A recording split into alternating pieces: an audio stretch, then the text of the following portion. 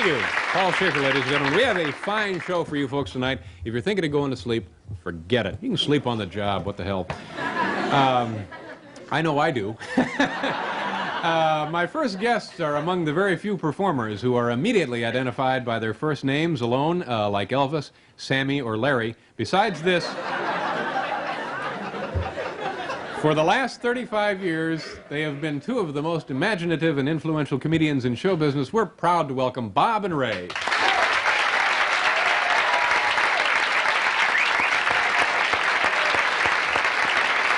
How do you do, sir?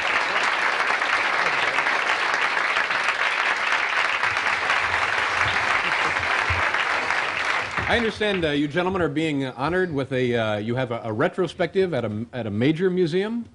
Yeah, the Museum of Broadcasting here in New York is going to have what is called a retrospective from June 15th to July 10th. How does that make you guys feel? Old. Yeah, old. When you looked on in retrospective ways, it makes you feel like it's time has passed by a little bit. We used to do a thing called the trophy train. I don't know whether you remember that. We sent it all around the country. It had Ray's first pair of ice skates on it, and my first communion suit. Right. And people could pay 75 cents to go in and look at all this stuff. Oh, boy. So there's going to be a lot of that at the, that's the exciting. retrospective. Yeah, so if people are wondering now what to do with their summer, this sounds like the perfect thing to me. Oh, it'll be a highlight. Yeah. It's a good reason to come to New York. Yeah. And that opens when? June 15th. June 15th. Yeah. You gentlemen started in local radio, huh? Boston. Mm-hmm. And when the things that we see you do on various shows now all look so well polished and rehearsed and so forth and tightly scripted, but they started out as improvs, right? Mm-hmm. Yeah, for the most part. Everything we did, like our Broadway show, was all improvisational. But when we decided to do that show, we went through a lot of our old material, and we had to transcribe it onto paper from tape, so that eventually we had to memorize what we had originally ad-libbed, which was a funny turnabout, actually. When you go through all of that, do you look at something a couple of days later and say, I don't know, it's not too strong, and eliminate it, or? Always. Yeah. Now, you mentioned memory. I know that you have something prepared for us this evening in the way of is this memory? I forget. No, memory. We have a very distinguished gentleman. He's one of the world's famous memory experts. He's the great, what was that? My name is Hubert R. Gruber. I know, but weren't you billed as the great something or other? Yes, I was known as the Great Blotto. But I'm off the stuff now. Oh. Let's see. I know that we all remember you from the early television days and your great vaudeville act, but could you bring us up to date, tell us what you're doing currently? Yes, currently I'm offering my services to business and industry. I help to teach young executives to have better memories. Oh, that sounds like fascinating work.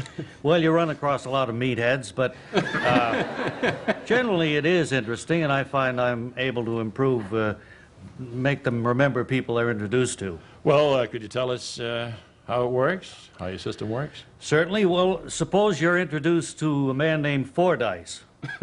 You form a mental picture of 4 dice. Wow. Thereafter, whenever you're introduced to that man, you think of Fordyce, you remember his name. Well, how would that work with a name like mine, Goulding, for instance? What? Goulding. Well, suppose your name was Ramshot. You'd think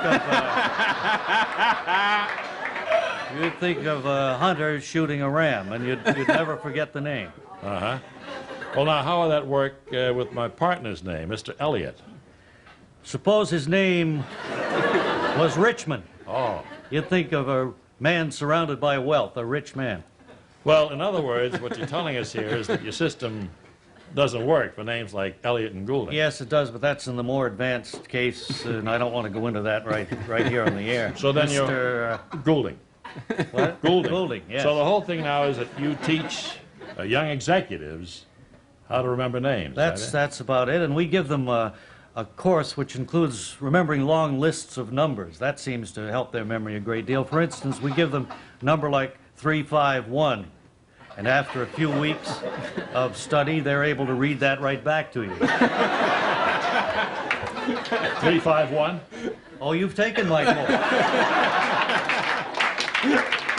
Well, I think our time is about up. All right. It's been nice talking to you, Mr. Gruber, and anytime you're in New York, please come by and All right. chat with us. How do I get out? Which door was it? I think Bob it was and Ray, we're going to pause for a commercial. We'll be right back.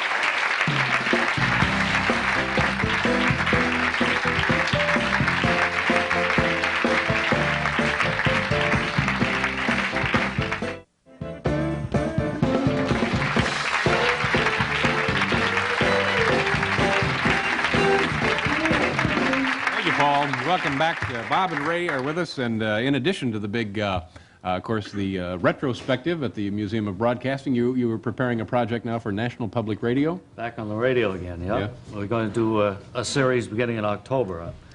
What's it called? The Sunday Show. Sunday Show. The on Sunday Show. National Public Radio, yeah. And I'm just taking a guess here, but beyond You're Sunday? right, Yeah. And it's, what kind of things will we hear here? Well, you hear a lot of old Bob and Ray. Yeah, we'll have like a half-hour segment in that show for the first 8 weeks. And we'll bring back, we have a new soap opera we're bringing back, or starting, I should say, called the, what is it called? You're the memory expert. Garish Summit. Garish Summit? Garish Summit. It's our answer to Dallas and all those other shows. It sounds like a blockbuster. It is, I think so. We have also some videotape. I guess this will go along with what the folks will see at the Museum of Broadcasting. This is from a early TV show, or maybe Yeah, this not? goes back to 51. It's two other guys when we look at this. Yeah. 1951, right? 1951 Yeah. for a series done. Get my glasses out to look at this. You folks at home may want to do the same thing. Do we need to say any more about this? This No, is just... it was one of the features that we did from time to time. Very Okay. short. My name is Bud Sturdley. Have you ever seen me before? No, I never have. And have you received any remuneration for the impartial survey which we're about to conduct and which I understand you've agreed to take? Is that right? That's right, sir, I have. You have received no remuneration. No, sir, I have not. Now, sir, I notice you're about to put your finger in the pie there. That's right, sir, I am. Do you put your finger in many pies? No, sir, I do not. Well, I have a pie over here, sir. I would ask you to take your choice of which one you'll try first on this experiment. Try my pie. You're going to try your own pie first, all right, sir? All right, now you stuck your finger in your pie, right? Now to just put that down and try the pie that we have here. I'll help you. Oh. All right. Now, sir, you have tried both pies, both ours and your own. I wonder if you would give us the results of your test. Well, I like your pie infinitely better. You like our pie better. You find pie always The crust is more crunchier, more crunchy, and the apples, I believe, was sliced better. twice better, Has a finer aroma, better aroma, yeah. and it's milder, much milder. Thank you very much.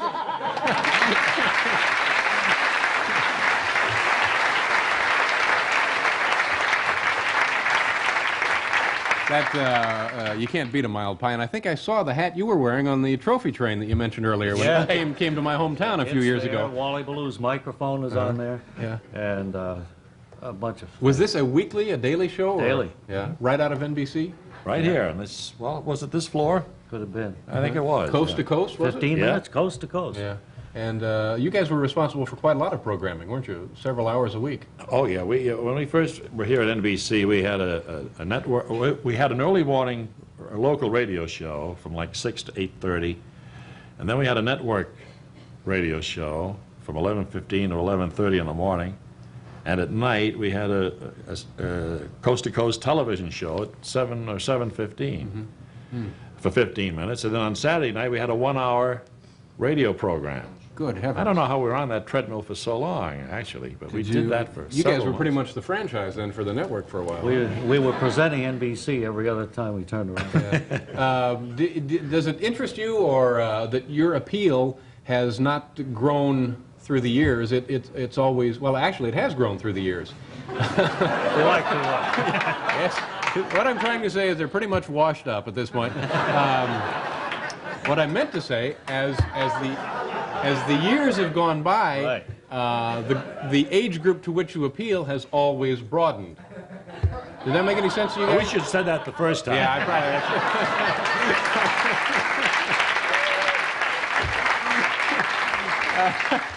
We have. No. Well, I think we all... Do we all understand what I meant? I'll tell you what we're going to do. We're going to pause here and collect ourselves, and not to mention our thoughts. We'll be back after station identification with more of Bob and Ray.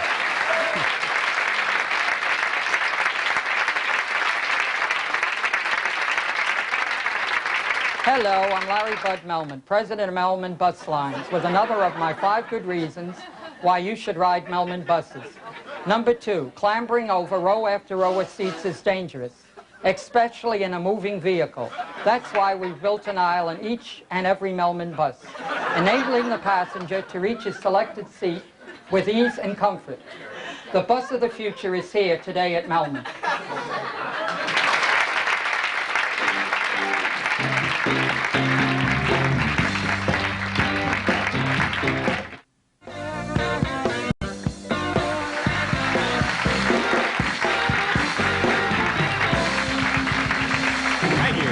Bob and Ray are with us tonight. Also coming up later in the show, Fran Lebowitz will be joining us. And before we go any farther, as they say, before they go any farther, I want to mention that your son works on our staff. Chris, yeah. Chris Elliott, right over there, is Mr. Elliott. And in fact, he's been on the program several times. I've seen him.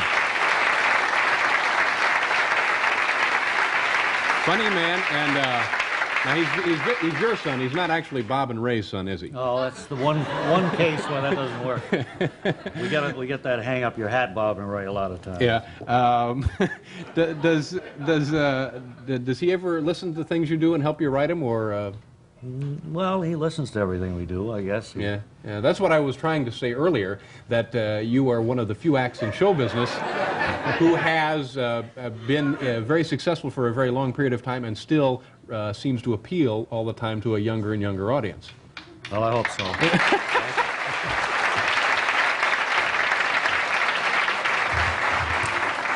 Now, you have a little... Yes, sir, I'm sorry. No, I was going to say anything. I was just good. listening.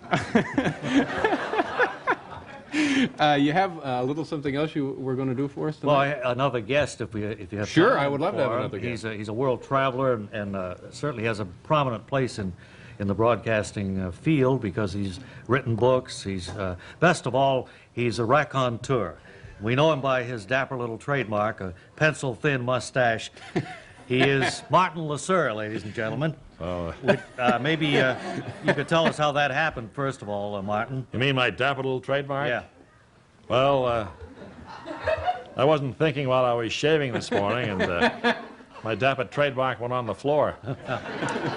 Sorry to hear about that. Well, I called the doctor, and he said it'll grow in about 2 weeks. Good. So, And Martin has canceled all other engagements until that happens, and we're very appreciative. What we want to get to is some of those stories that you tell, that only you can tell, that Sure. go over so well, the stories that of adventures you had. Can you give us one? Sure. You know, when I first started in this business, I was a cub reporter on the old St. Paul Ledger-Dispatch, Eagle Tribune, Courier-Citizen, Daily Item, and Morning Sun. That was a famous merger, wasn't it? Yes, it was. Well, I was in the city room there one day, and I heard the phone ring, and the editor picked up the phone, and he was talking. It seems that there was a man hanging from the 15th floor of the Vaseline building. Wow. Over at 15th and Chestnut Street. Oh. So I said to the editor, I said, could I go over and cover that story? This would be a big break for you in the newspaper game. Oh, I don't know. So he said to me, go on over. He said, take public transportation. So what was that? Trolley car. Uh-huh. So I get over there about 15 minutes later, and Still hanging up there? yeah, and there's a crowd of people, policemen, firemen, fire trucks. And I said, well, look, has anybody tried to humor this man, you know, tell him a few stories maybe, get his mind off his troubles and, you know, talk him back Well, in. they do that at times like that, I've noticed. They said, no. I said, well, would you mind if I tried? Let me ask you this, were you known for having a sense of humor then? Not particularly. So I go in the building. They have the power turned off, so I have to climb up all these flights. I get up there, and there's a policeman standing outside the door of the room where he's hanging. And I said, I've been authorized to go in and talk to this gentleman. And he said, well, go ahead, and he opened the door for me. So I go in, To him. and I go up to the window, and I said to him, What'd you say to him? I said to him,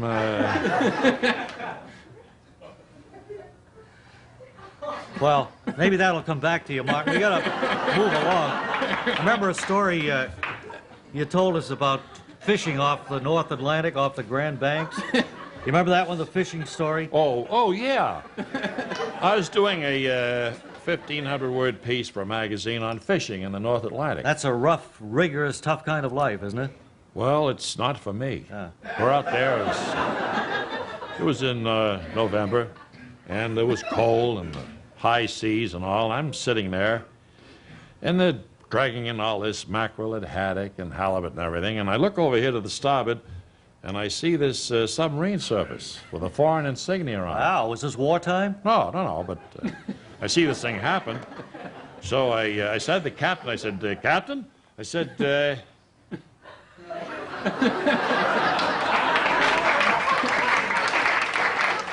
Captain, I said,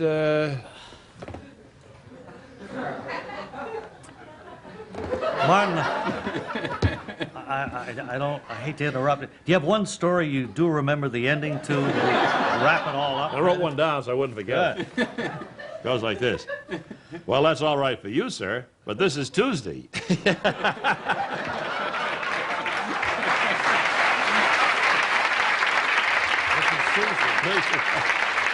And Ray Goulding, ladies and gentlemen. We're going to pause. We'll be back to take a look at New York City's vacation paradise, Staten Island.